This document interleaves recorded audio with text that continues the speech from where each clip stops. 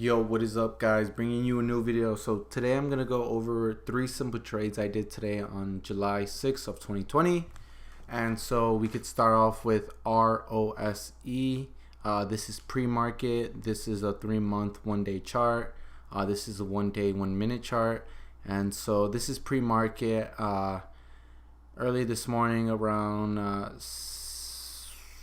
6:59, around 7, it starts to spike up pre-market all the way to the 64s, and so it just starts to fade down throughout the whole morning until the market opens right here at 8:30 Central Time, and then it opens up at 45 cents. And I do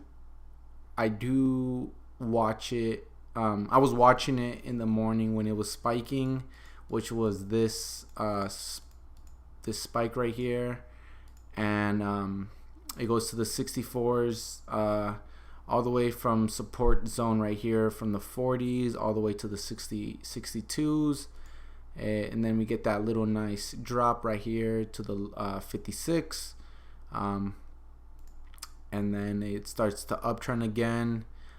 64, and then it catches a high of 68 for resistance, a little above its resistance point from pre-market, which was the high of 65, and we get a little downwards momentum turn, and then I do decide to buy right here at 65 cents at 1,200 shares. And my prediction was that it could keep on running maybe towards the 84s. I didn't have a reward in mind, but I did have a risk level which was at 60. And so I'm watching the stock, and then right when I buy, it just starts to turn over. It starts to turn over again, all the way breaking my risk level right here. And then it goes to the low of about 56, and so that's when I do place my order at 60 right here. I'm being patient to get filled, and so it starts to bounce back up, breaking a little bit above my risk level right here at 61 high-ish, and then that 64-ish. And I'm already out of the trade, and that was a $60 loss. And so I'm watching the stock again, and I'm just waiting to see if it could do a bigger drop around right here at the 48 or so, maybe to 50ish. And so I'm just watching it, not paying so much attention to it, but just letting it form itself.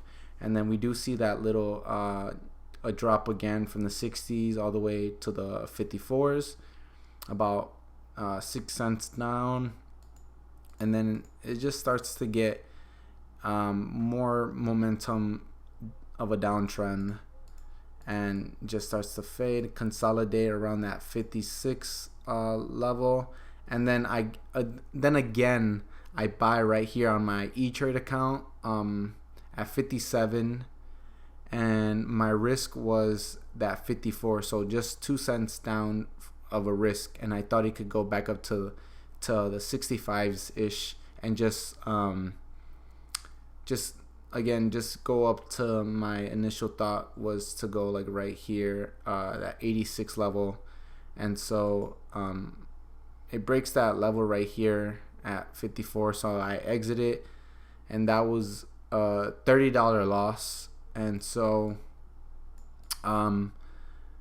luckily I did stick to my plan, because the stock just started to downtrend. It doesn't break my buy levels at all, and it just closes more lower than when I bought. And so I was disciplined to stick to my plan. It closes at 48, but market hours it closed at 52. So that was 2 of my trades on ROSE. both of them were losers. I think a more ideal trade would have been to buy that morning spike, which was about 24 cents of upside. Would have been a good, nice profit. But these were nice learning lessons because I did stay disciplined to my plan after I entered a trade. But that is what I have to work on. I have to work on being able to plan being able to set a plan before I enter a trade, and if the stock is not doing what you want, don't even trade at all. So you could always sit on the sidelines and just watch the stock, and if it doesn't do what you want to do, don't enter it. And this one was just a guns blazing in stock. I just went in. I wanted to make money. I wanted to trade, and I lost. And it was a learning lesson after I stayed disciplined to my plans after I enter a trade. We could go on MARK, another trade I did today. And so it opens up right here at 251. I wasn't watching it as much, but I was watching it around right here. And then it does that resistance point right here at 275. So this is right in between my first trade and my third trade on ROSE. This was the one in between. And so I do buy right here at that 2.615 right here in the middle. And then I was positive a little bit, about $7 up.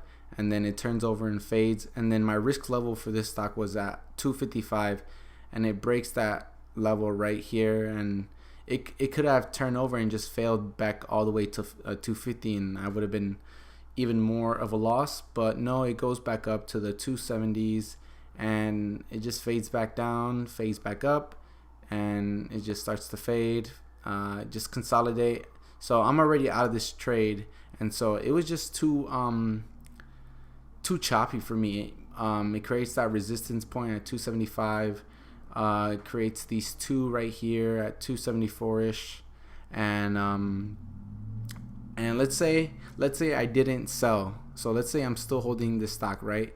And I didn't sell at 2.55, and let's say I did hold on to this stock and was long overnight.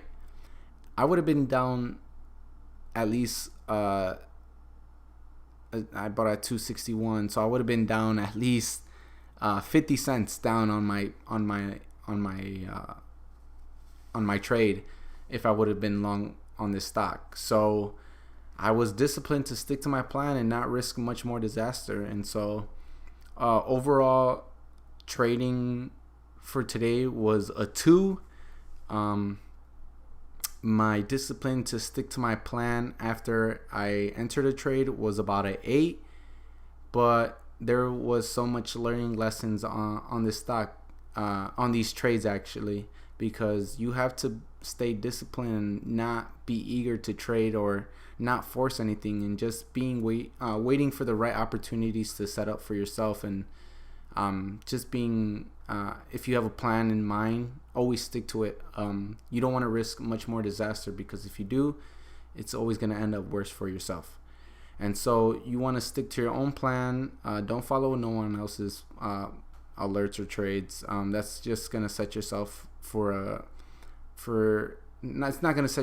just not going to set you up for the right trading mindset. And so you just want to be self-sufficient.